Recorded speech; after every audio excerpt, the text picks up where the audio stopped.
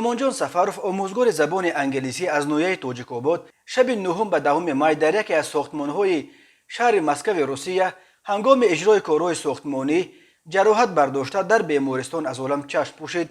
سومونجان همگی 27 سال داشت و از او 2 فرزند خردسال، یک پسر و یک دختر یتیم ماند. در این باره سهراب وهابیان، همکسب سومونجان سفروف از نویه توجیک‌آباد و برادر شاعر شناخته توجیک رستم وهاب در صحیفه‌اش در فیسبوک خبر دادند. هر سال بیش از 1 میلیون نفر یا تقریباً نصف اهالی قابل کار توجیکستان با مقصد تامین روزگار خانواده‌های خود به روسیه به مردکاری می‌روند و هر سال در روسیه بیش از 1000 نفر از مهاجران توجیک به علت‌های گوناگون ترک این دنیا می‌کنند.